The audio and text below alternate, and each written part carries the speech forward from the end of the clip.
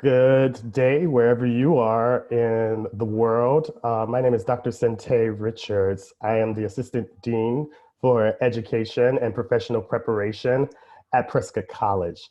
I'm happy that you all are able to join us in session 3 of our series, Emergency Seminar for Parents. So basically what we're doing is basically trying to give parents an opportunity to enhance their skill sets and understand while building relationships with your student, the ways in which you can bring about a positive learning environment and be able to assess learning in a way that would be value added when schools open and for your own personal gain and edification.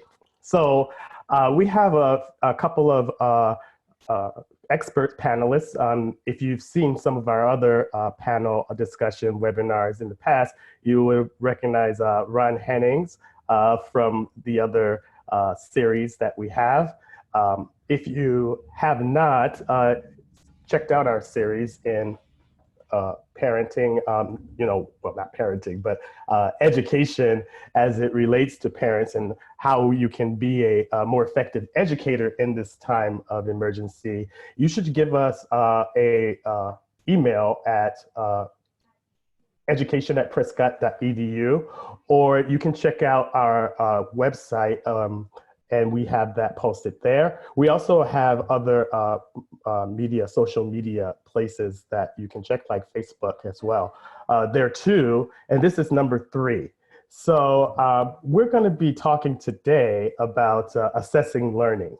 And assessing learning is going to be a very important aspect of the education experience, because how do you know when students have learned what it is that you've set out for them to learn?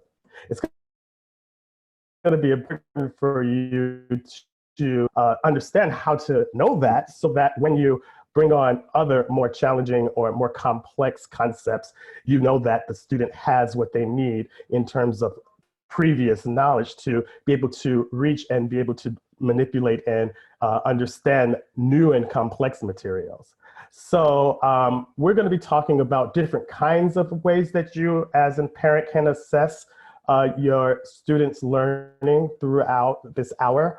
We're going to be talking about formal and informal kinds of ways of testing your student, if you will. But once again, we want you to relax as a parent. We want you to recognize that you have all the skills that you need to be an excellent educator and be successful while you're in the home or wherever you may be with students that would need to learn something while they're out of school. So you have everything that you need, and just relax.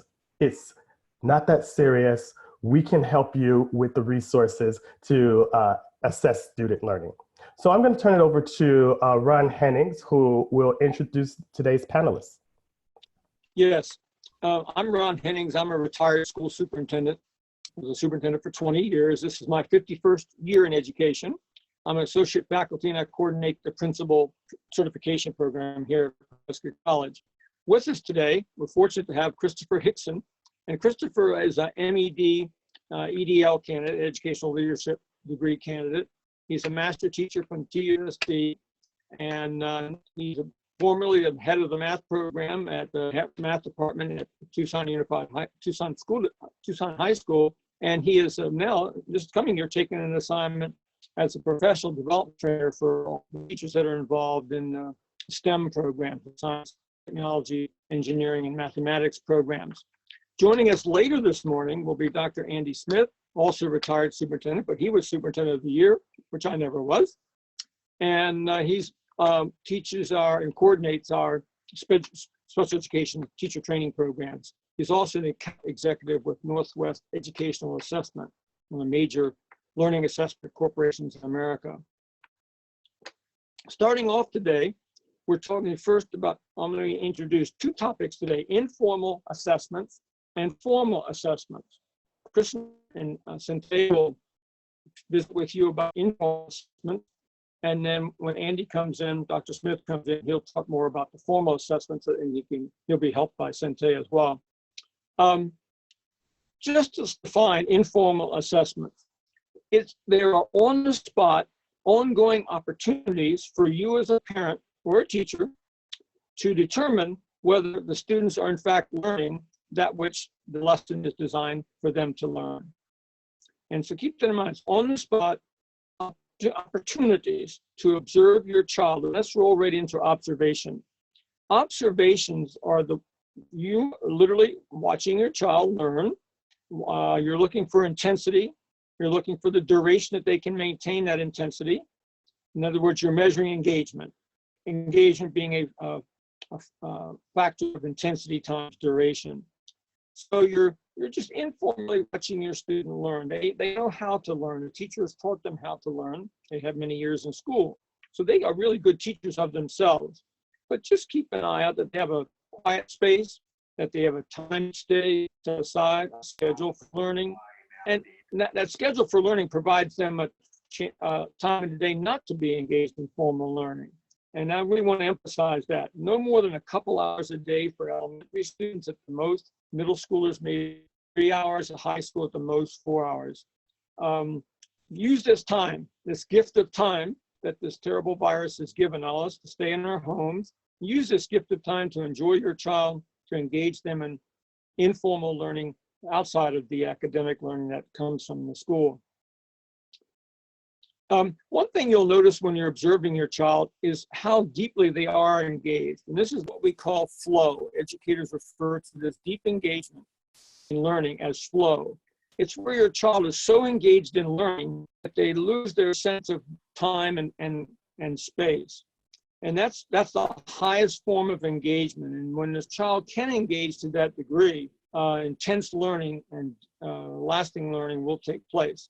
It's kind of like when you go to a movie and it's a 3-hour movie and it finishes and you think, my goodness, has it been 3 hours? It seems like only a half an hour to an hour. And you yourself have been engaged at the flow level. Okay, just give you an idea about that.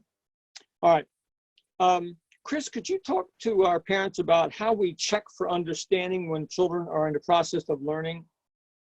Yeah, so this can be done in a bunch of different ways, but I think one of the main things to keep in mind is when students are learning something or working on something, these informal assessments are for you to kind of pinpoint one specific skill and look at how the student is doing in that skill. So the expectation that a student gets it 100% right all of the time immediately is not necessarily a realistic one that we would hold for ourselves. And so that needs to be true then of our students as well. So when you're doing this, it's important to remember this is a process. So maybe taking a look at the concept or the item that the student is working on and breaking it down into more manageable goals. Talking to the student about those goals. I think when you're doing these informal assessments, an important part of the process is letting the student know about the process and making them aware of how this will work. Just remember that it's a progression.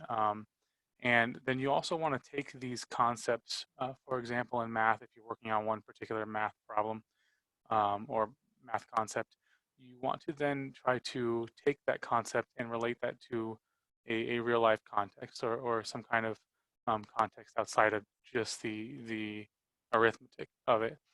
And connecting those two things and watching that progression of your student from that pen and paper math to that more real world, really understanding contextually what that means is super important. And monitoring their progression between those two things and making that jump is really critical. Chris, you related something that we call chunking. It's where when a child has an assignment or a task that the teacher is giving, we chunk it out. First you do this, then you do this, then you do this, so that the task doesn't overwhelm the student. We do it in our daily lives too. First I'm going to do this, then I'm going to do this, then I'm going to do that. And we do one chunk at a time and don't feel overwhelmed by the challenge. Right. For example, if let's say your student is learning to multiply multiple digits, but they're having a hard time with a lot of it. Maybe your goal is to just get multiplying the numbers down, and they're not carrying the number right if they're using the normal algorithm. Focus on little pieces of it, maybe worry about the carrying of the number next time. Or in a lot of student work, we're talking about doing the algorithm, but as well as using like a table for multiplying, or the tabular method. And so maybe focusing on one of those things at first is often more valuable, and will lead to a lot more student growth than trying to take on all of those at once if they're not familiar with those topics. So like Ron said, kind of breaking it down into smaller pieces. Chris, I'm going to take the opportunity just to review with parents. We throw a lot of terms around education, and we talk about curriculum and instruction and then assessment, today assessment in particular. But let's just review that. Curriculum is what we want the students to learn. It's the state curriculum that's given to us, oftentimes comes from core curriculum nationwide. It says in each subject area, these are the things we want the students to learn and be able to do. The instruction piece is the how. How will we go about having these students learn? And this is where teachers design lessons, highly sophisticated lessons sometimes, on what activities do the teachers think engaging the students in will lead to that learning. And then assessment, of course, is how do we know if they've learned? What have they learned partially? Because you may learn something about the lesson, but not get the whole lesson itself. So assessment is where students get a chance to demonstrate their learning. Absolutely. To us, go ahead, Centae. Absolutely. And we have to also think about the questions that you ask. Like Christopher was saying, is that it's very important that prior to the lesson, you have a set of questions that you would like to ask the student in the midst of the activity about the content, not just any question, but a question that's going to demonstrate that they have whatever skills they're going to need to move on to the next lesson. And sometimes that can be very complex to ascertain. You can't oftentimes drag the answer out of the student. You believe they know the answer. They're talking around the answer, but you don't quite know. And if you could just say, oh, if you could just say what I want you to say. And that's why it's very important to understand the ways that conversations can be constructed in order to for the student to have a space to apply the new knowledge that they have been given. Chris, would you like to elaborate on that? Yeah, I think you have to, like you said, you mentioned that you have this idea of what you want them to say. So it's important as the teacher in this instance that you know what it is you're wanting them to say, or what it is you want them to know, and just constructing your questions in a way that kind of can guide them towards that without actualizing or realizing that for them is super important. And just know that as the teacher, sometimes that can be really frustrating if you feel like you can't get them to, like you can get them almost there, but not all the way there.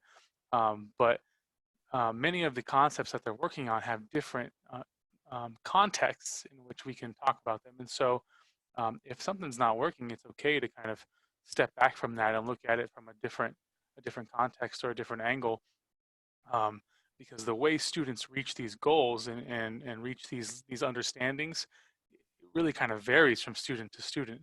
And so just knowing that it's okay to step back and kind of relook at the concept or the context together with your student can be a really valuable way of not only helping them achieve the goals that you want them to achieve, but better understanding how your student learns, or in what ways they think about the topic that you're talking about. Precisely. Thank you for that. I like the idea of a conversation with your child as let them work and struggle a little bit, but then sit down and visit with them about how's it going, and encouraging them to continue to apply. There's always a learning curve for anyone on a new learning challenge. And then ask them how they might apply what they're learning into their daily life, into the life around your home. Yes, I would like to introduce Dr. Andy Smith, who is associate faculty at Prescott College. He has joined us as a panelist. Welcome. So when we're talking about, I really appreciate those points about ways to check for understanding and conversations that can be put into play and be structured before you even sit in front of your student for a lesson. And then it's okay. You know, I applaud all of you parents, you know, all of you doctors and lawyers and engineers and all of these professions that you undertake for the benefit of your children. You know, not many of them have education in the degrees that you have perhaps. And so it's okay that you don't understand right now what are the complexities of testing or assessing your student. One of the things that can be very helpful is just reflecting, observing what the student is actually struggling in, you know, so they didn't get it right. But what is it that they didn't get right? What is the block that is inhibiting your student from reaching the next level? And sometimes that's not immediately apparent.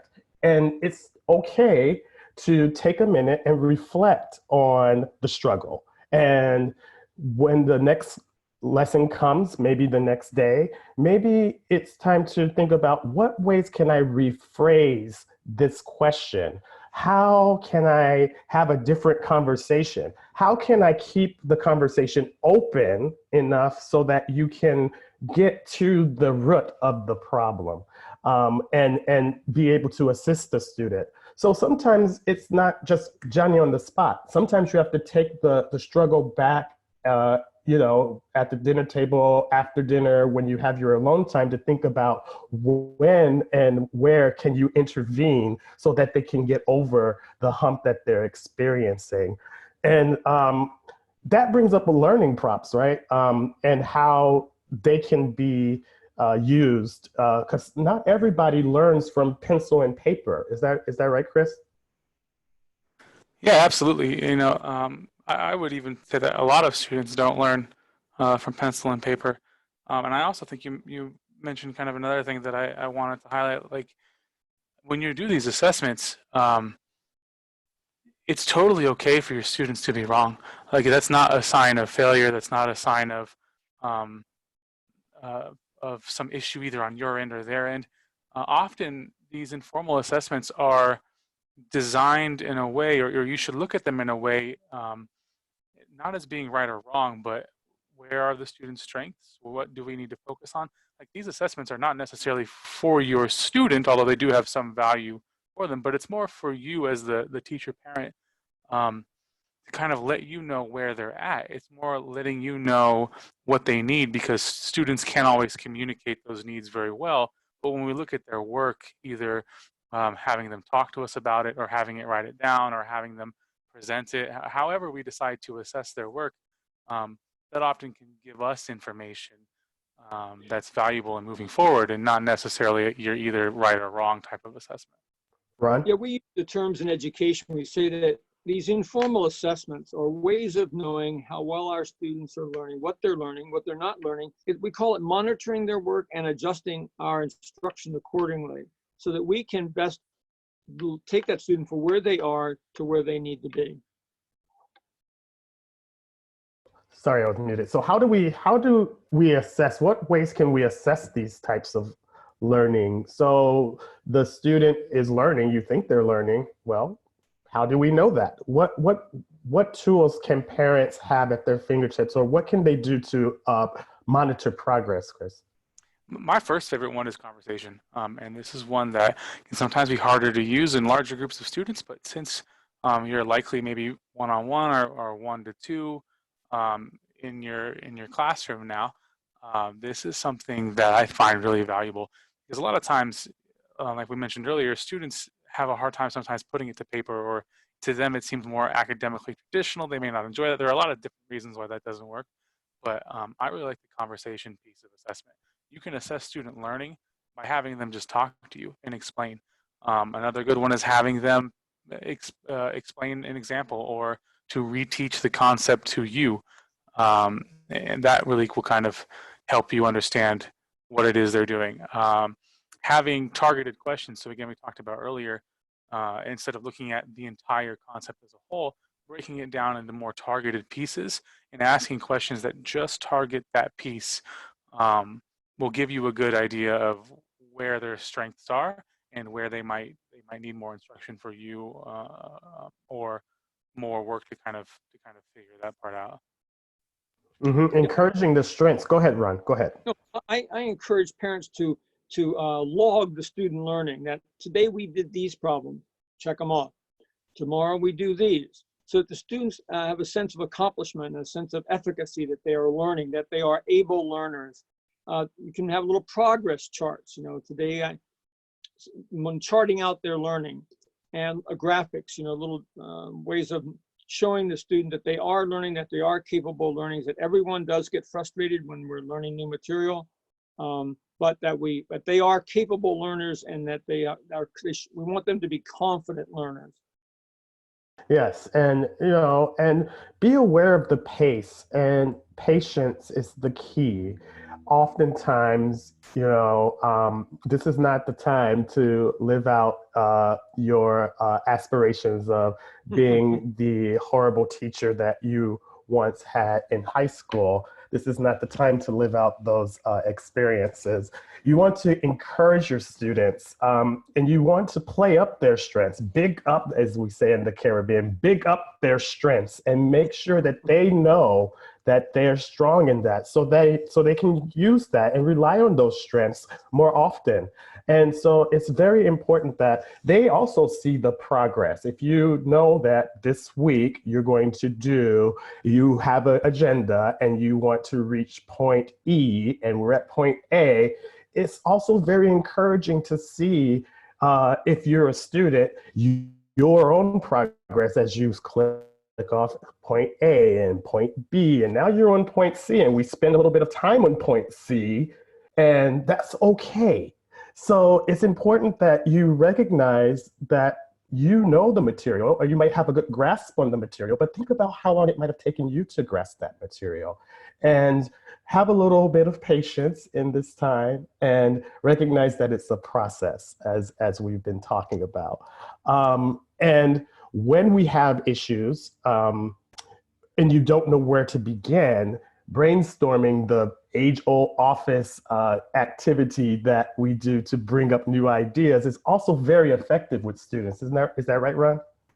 Yes, and I want to empower the parents to reduce the number of math problems perhaps that the child has been assigned, or reduce the writing assignment, and keep it manageable, keep it interesting, keep it enjoyable. If your child is having difficulty and taking a lot of time with his or her math problems, then cut back the number of math problems and just let your teacher know what you're doing. Because right now in the home, you are in charge of your child's learning, and you want to keep it enjoyable. You want to keep their interest there. So don't feel empowered just to reduce the quantity of what is being assigned, so that your children can have a successful and enjoyable experience. And also increasing them. Go ahead, Chris. Go ahead. Centae. I think it's also important to remember that when you look at the curriculum for your child, let's say they're in Algebra 1, if you look at the entire Algebra 1 curriculum, many teachers don't go through that entire curriculum. It's okay to look at the curriculum and say, okay, we're struggling with this piece. Let's keep working on it. We may not get to this other piece by May, and that's okay. That growth is far more important than trying to just shove everything at your student. Some students might get through all of that material, but others, in my experience, won't, and that's okay. And I think that one thing that teachers don't talk a lot about to people not in their profession is that even though the curriculum says we're going to do A through Z, I may only get through U and then have to quickly touch on the other letters. I may not be able to tackle all of that, and that's okay. Students are going to take in things and learn different amounts of things on varying levels, and so I wouldn't feel an extreme sense of pressure trying to get through all this stuff. The purpose, as Centae said, is progress, is growth, and as long as your students are progressing and growing, then you're doing an excellent job. I really like that. It's personalizing the learning and personalizing the expectations. Parents, you also have an opportunity now with this gift of time to have your students engage in projects. They can build models, either totally on their own or some commercial models you have available. They can illustrate maps with all kinds of demographic information, industrial demographics and all that. They can get involved in media, making little skits, making recordings of they can be historical skits, they can be news broadcasts of the day.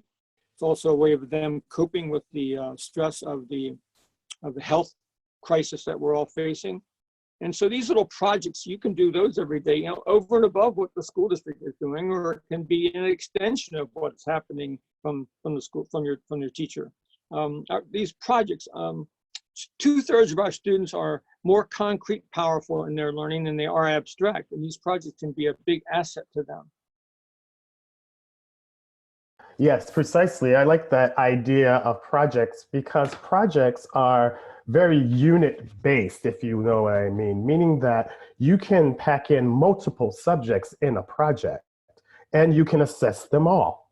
For example, you want to cook paella. Paella is a Spanish dish in the Iberian Peninsula of Europe, and it's a rice dish. Well, there's a lot of math that goes into the measurements that happens to make the recipe correct. There's a lot of biology in the growing of the plants, and depends on what kind of paella you have. If you have shrimp paella, then you're talking about marine biology. You're talking about, if you have chicken-based paella, then you're talking about agriculture perhaps. And then the chemistry and the cooking that breaks down all of the materials into this wonderful dish is really phenomenal. And so what have I covered? We covered math and science, a little bit of social studies, and we can assess all of those. We can talk about the plateau route of water because it boils at a certain temperature and it doesn't increase the temperature anymore after it reaches 100 degrees. And otherwise it's steam. These are all common, very common things that you can find in your everyday home that you can use to bring life to any project, or they could be project-based, and they can bring life to any lesson that you could think of in the curriculum, and you can assess them all in a project-based manner. So I think that's really good. And it's also important, I want to say before moving on, when we're talking about project-based activities, you want to think about the project. It might be fun, and the students might recommend it because it's fun. And what you get to do is look at all of the ways that that the academic subjects can be covered or tapped into. And then you want to map those out. Maybe there are 3 or 4, like we said, math and science and maybe social studies. And then you want to figure out the important parts of those 3. Maybe in math, you're talking about conversion ratios of ounces and the like, and cross multiplication. And then with that cross multiplication and the recipe, you think of maybe 2 to 4 lessons around that cross multiplication using the recipe. And the student would have to perhaps help you create the paella as an assessment. And the assessment is, are you converting using the cross multiplication lessons to convert the ounces properly so that we can eat? This is a very life-based, project-based, and very simple way to create curriculum around your everyday household activities. So I think this is very good. And weekly journaling and daily weekly journaling of those activities can be also value added. Is that right, Chris? Yeah, again, I think this kind of plays to the progression part of it, right? Often students need to kind of take in their own progression and put down their own thoughts, and I think that can be valuable to you as well. I also think that when students write down questions they have or write down feelings or thoughts they have about that learning, that's important stuff to review because it may not be things that come up in conversation with your student, but do have value. And And they can also be used to kind of catch a student up. Let's say you do math or science every couple of days. It might be valuable to go back and look at what you've done as you go into the next lesson or the next topic. Yeah, the journal, I think, provides an opportunity for the students to reflect on their learning, to put down on the paper and to make concrete some of the things that they have learned. The way you can look at that as a parent occasionally. It can be a private journal or diary, or it can be something that the child shares with you. I'm going to roll now to authentic assessment. Authentic assessment is a term that's used in education, and it applies to real life learning, meaningful tasks in real life contexts and situations. Like we were saying, making paella, or baking a cake, making cookies. It's the measuring, it's the conversions, it's the chemistry. And that's a way of the child showing you what in fact they do understand. I had my grandson a few months ago. He was an 8th grader, and he was studying medieval history. And he and 2 of his friends had to build a castle and all the components of a castle. And because they did it and they researched it well, I was really impressed at how much they understood about medieval life from the way they designed and were able to talk about this castle. That was real proof of what they had learned. Yes. Sorry for stealing your thunder about the authentic assessment, Ron. I was making an example, but absolutely, positively, one of the best ways to assess student learning is through what Ron was mentioning, which is real life. What are the students doing in real life? Can you make a lesson out of that? And can they demonstrate that they understand the components of the lesson that you're trying to teach in the midst of having fun, as you so see? And won't they be surprised when you bring up your daily log of lessons and many of them have been checked off by something that they were doing that they thought was just simply everyday fun? And so we don't kill any birds at college.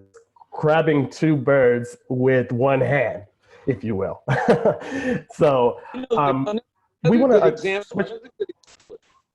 another good example is if you went to a band concert, your child's band concert, and the children, each section stood up and explained how they play their instrument. And that was the extent of it. Nobody played an instrument. You didn't hear any music. You just heard children explaining the techniques of how to play their instrument. How disappointing and unsatisfying that would be. The best thing to do is to play the instruments for you as a group, and that will show you and show them and prove how much they've learned.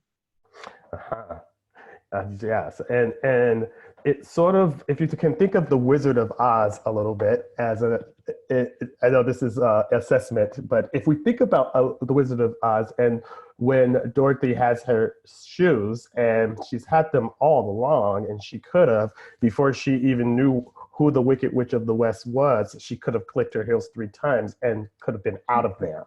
But she didn't know. And so it wasn't until the end that she was able to leave.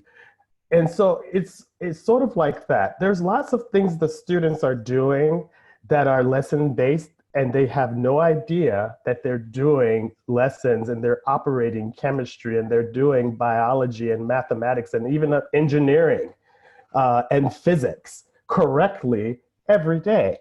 They just need to be pointed out that that's what they're doing. And so you want to be on the lookout for different ways you can tie what we said in the last video, the standards or your objective or what you want the student to learn academically to their everyday experiences. Spend some time just observing. That's what teachers do. One of the first things that we learn to do is observe. Look and see what the students are doing every day without attaching any lessons. What's their routine?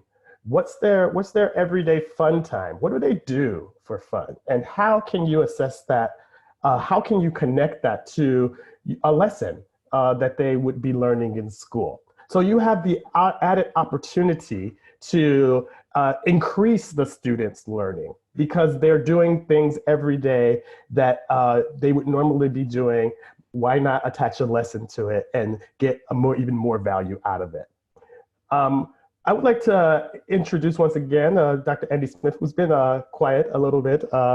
Feel free to jump in anytime, Andy, if you have any thing to say. So I'll open it up with you. We're going to switch gears a little bit. And we've been talking about, up till now, various kinds of informal ways that what teachers call informal assessments. Up till now, we've been talking about informal ways that you can check for understanding. So how is that different from what teachers do, Andy? And what's this idea about testing, bubbling standardized tests, if we can assess this way that we've been talking about for the last half hour, why do teachers do it the other way?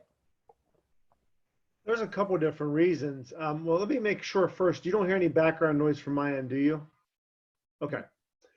And Ron and I and Christopher, and of course in your experiences, a lot of this is based on accountability measures. Most everything in the world of assessment also comes from the world of accountability. And I always come back to this, a very simple thought in my head, and please join in with me on if you feel the same way. When you go to your MD and you get your blood pressure checked and your blood pressure's high, they don't fire the MD for it. He gives you and prescribes you a plan to bring down your blood pressure. But now we're in a world of accountability where, well, your blood pressure's high, clearly the doctor's doing something wrong. It's been a rather politicized process, as we know.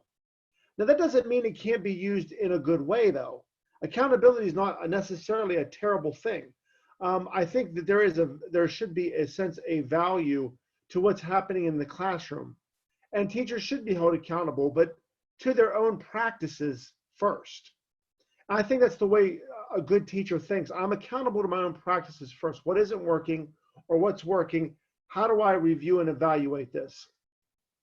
So in the big picture, of course, you have state assessments and even up to national assessments with ideas like SAT and ACT, for example. But then, for example, in Arizona here, you have the Arizona Merit, which is called AZM2 now. In the past, we've had AIMS. In the past, we've had the SAT-9. And legislation, of course, has been built around looking at those tests as what's happening in school is working or not working. Of course, we know there are caveats to that because, like we just said, with authentic assessment, what works for one does not work for another. And in a sense, it becomes an idea that's not necessarily fair because we all do learn different. We have different paces, different styles. Everything we do is kind of based on grade levels. Okay, fair enough, or age levels, okay? And historically, that's been the way the system was built. This moment in time is seeing a shift in how we're approaching that, because even once kids are at home or when they come back to school or they're being taught online, we're seeing a widening of differentiation of instruction. Even us at Prescott College are seeing this as well. And it's going to be interesting what comes out of this in the next few months, because we're going to be concerned about the progress students are made or how far they've fell behind or what opportunities they've had during this time. Now, I know I've kind of went off on a tangent here, but let's come back to the idea of this bigger formal assessment picture. No, So I think it's fine. Levels. Oh, go ahead. No, I was saying I think it's fine. Please continue. Well, we come back to the state level, but let's bring it down to district level. In any district, you have tests that, if there are parents out there listening, or you guys as parents, and Christopher, I know you're in TUSD, correct? What, for example, what district level or school level assessments do you use? Well, I think that we use obviously the state mandated assessments, but also within, at least at Tucson High, at the school that I work at, a lot of our departments have assessments they use at the end of a quarter or the end of a semester. But one of the things that also does, besides acting as an assessment, is it also kind of acts as an example guide of what it is we're looking for students to know by the end of it. And it's not like they have to know all of it, but it's like these are the things we'd like them to know by this time. Mm-hmm. Well, let me ask this: is that all standards based? Yes. So that's a good example of a quarterly or semester, not necessarily an end of course test, but an end of time type of test. We think back in our own experiences in the classroom, I always come back to something very simple, and it's a little bit related to authentic assessment, which you were talking about a moment ago. Think about the weekly spelling test. I always thought, though, and I still think the weekly spelling test is a really good example of simple assessment based on what we've learned in a short period of time. On Monday, we get introduced to the spelling words. On Tuesday, we write sentences with the spelling words. On Wednesday, we write the definitions of the spelling words. On Thursday, we have a practice spelling bee with the spelling words. And then on Friday, we do a test. And that test, and if you remember, if you were ever an elementary classroom teacher, or you remember very well taking those spelling tests, which for some reason I was always very strong at. I was able to see I was a great, if you think about reading instruction, you think of the phonics type of reading or the kind of whole word, whole language reading with looking at the word as a picture. That's me. I memorized them as a picture. I didn't need to sound it out. I just knew island was I-S-L-A-N-D. Fair enough. Mm-hmm. You think about that simple formative assessment and how at the end of the week, the students worked, they did the test, the teacher sees the results, the students see the results, you know what needs to be fixed, you know what you need to work on. If I was a teacher, which blends, which diagraphs did not get, were inconsistent among the students, what were the percentages of students passing, let's say 70 to 80%, what were the common misspelled words? It's a really great microcosm of assessment. Mm-hmm. And if you agree, great. If you think there's a better way, please share one. But I always like to look at that. So I always start from that simple process because it's the teacher, their instruction, the students practice, they do the test. What are the results? You can look at it immediately. Yes, and this brings up some ideas about what one of the panelists was discussing earlier about cookie cutter kinds of ways of evaluating student performance. So for most students in the country, the standardized testing is suspended for this academic school year. So they don't have to worry about testing. They don't have to worry about testing right now, this time, or their performance, or whether or not the fact that they didn't take it would negatively impact their curriculum, or they would be penalized in some way. But what are some other ways that assessments are useful? So we said that it sets, what you're saying is that it sets a baseline so that as a teacher or someone with little ones that you're teaching all the same information, what the common knowledge is, and what should be learned if you want to say that a student has mastered a particular piece of material. What other ways are these type of assessments, like tests, that as parents would have it in their minds? What are the ways? Are they effective or helpful? Are they? Well, let's think about this in a bigger picture. If you think about a canned assessment, and I'll come back to something like the ACT or SAT. Let's go back to something that big. If you think of it in the sense of usefulness, you can see a picture of how your student compares to students nationally. So for example, in Tucson, and Christopher, you could come join in on this. You guys probably look at your ACT, if you probably use ACT or SAT. I'm assuming you're going to use ACT there. You can look back and say, not only are we reaching parts of the curriculum we need to reach, but are we on a national level? What are our norms? What are our, how are our students performing? And Christopher, could you add a little bit to that? Yeah, actually, at least with my district, and I imagine many more will follow suit. In Arizona, we're allowed now to use the ACT as one of our national exams, as opposed to creating our own. So our standards are actually starting to shift towards addressing the ACT rather than the the test we were formerly using. Excuse me. Can you just let the parents know what the ACT is? And Yeah, the ACT is one of two nationally recognized college admission exams. Oftentimes, some colleges and a lot of scholarships will often look at your ACT scores, and it's just kind of a benchmark of sorts to measure how your student is doing compared to other students. thank you. Please go ahead. Yeah, so the district is still using AZ Merit in some capacity, but is shifting more towards the ACT. And so I imagine that the standards will continue to do that. And I know that at like a site level, our math department has looked a lot at how we can adjust what we're learning or the context in which we're learning it, so it'll better serve students as they take assessments like the ACT, as opposed to the previous AZ Merit aims. Well, now to kind of build on what you're talking about, Dr. Richards, we look at something like the ACT, and a parent can say, well, I know where my students performing nationally. But this brings up a bigger picture concern, and it deals with English language learners and special education. How do schools or programs take a student who's clearly diagnosed with a special education need, or they're English language learners, and how do we see where they're performing? Now, we looked at that big picture of a national norm.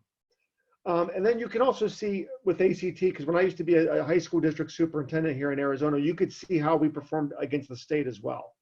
When I was at Antelope Union in Yuma County. So I could see our scores, compare them nationally, compare them to the state, where are those students performing. But we, of course, didn't want to leave out special needs students if parents had concerns for them. Now, these national level tests weren't really geared for, they're geared for a certain thing. They're geared for college entrance and college readiness, for example. But with special needs in ELL students, we know want to go to college in a lot of cases, just a matter of learning. And I can't say that Arizona's done a good, I'll focus on ELL first, excuse me.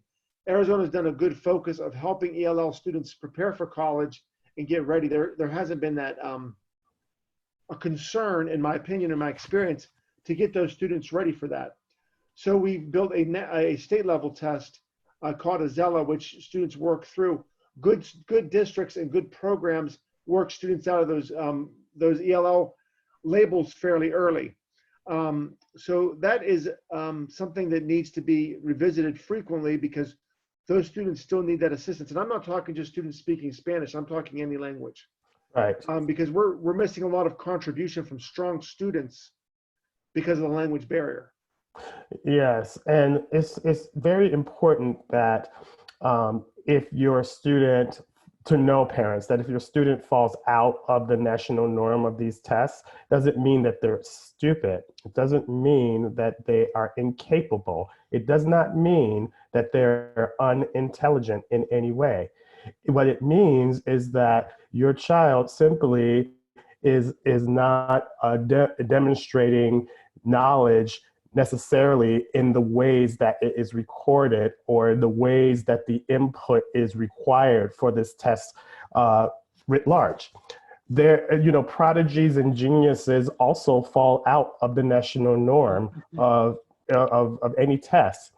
And so it's important that you recognize that the national norm, or the promedial part, the average, is just that. It's an average. There's, roughly upwards of 300 million people in this country. And so if each person has 2 children, you can say that a third of them are children. So you have to think about all of those children taking this test is a whole lot of people. And to compare or to say that intelligence is somehow connected to a score that measures so many children is not the way to go if you're going to be the encouraging, empowering parent. You want to make sure that you're playing up the strengths, and you want to make sure that you recognize what the statistics are. They're just a statistic, and statistics can be played up or played down in any way you like. It depends on what your perspective is.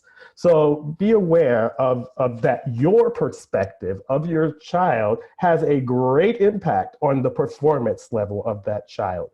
We have evidence that shows that when students are treated like they are honor students as opposed to general students, that they're honor students, even though they're not honor students, they will perform as if they were.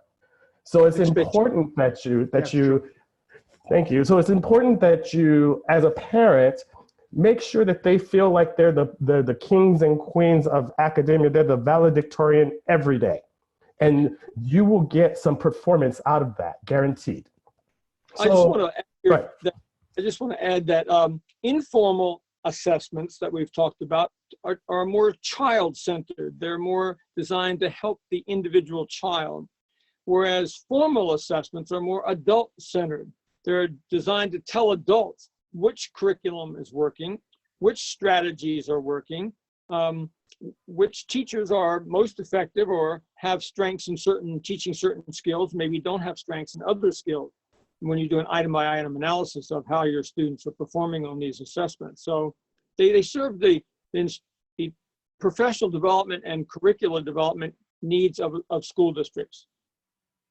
Yes, that's a very important point to know. They're not really anything but statistics that for funding, quite frankly, and merit and assessment to see what academic achievement has been gained by your school based on everybody else's school.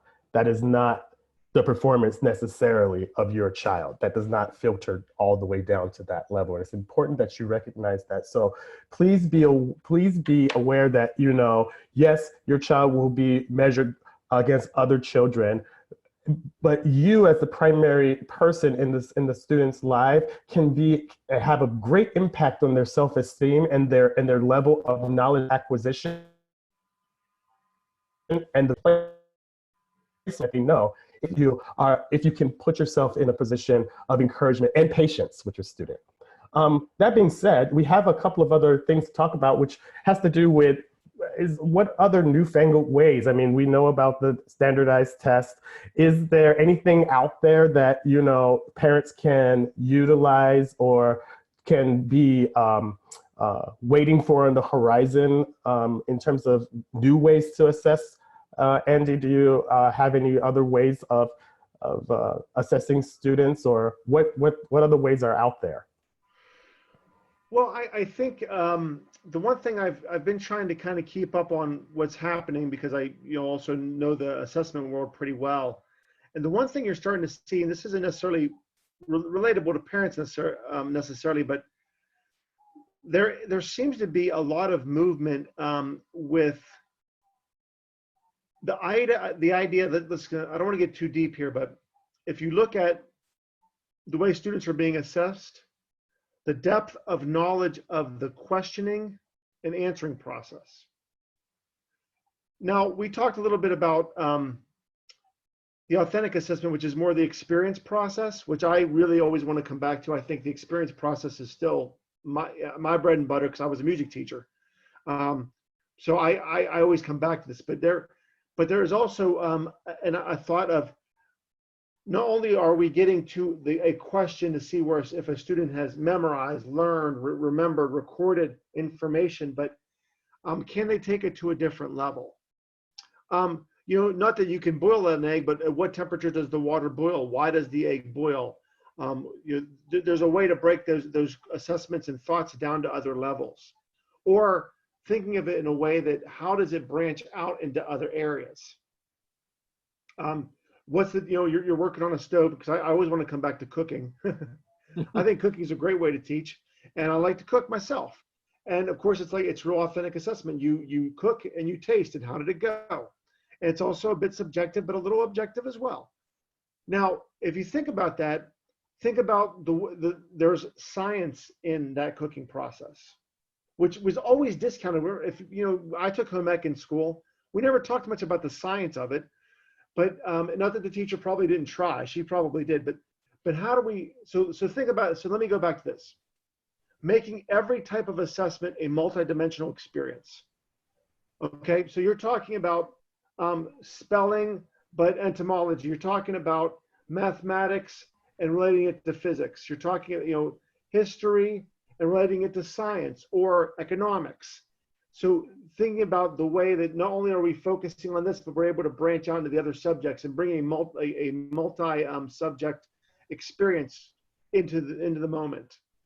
Yes, And I always, when I teach even in the classroom now, like when I taught Intro to Special Ed this fall, not only did I teach about the disability, but also when the laws became relevant, when it was important to have laws about disability, where the diagnosis came from medically, scientifically. You know, those are all key, psychologically, those are all important components of just the ideas of special education. Mm-hmm. There's this concept in education called metacognition. And You know what you know. Yes. And how can you demonstrate that you know what you know? And what metacognition is, you know, you thinking about yourself, or you're thinking about when you're talking through a problem, a worksheet problem, and you can demonstrate your thinking is evidence of metacognition.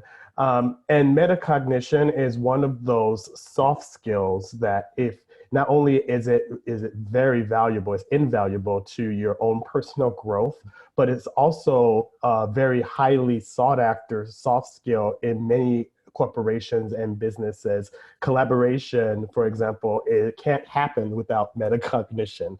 So it's important to a very valuable skill set. So be on the lookout for those soft skills like collaboration, like commitment, such as metacognition, and work those lessons in or find ways to demonstrate that the student knows the value and importance of collaboration.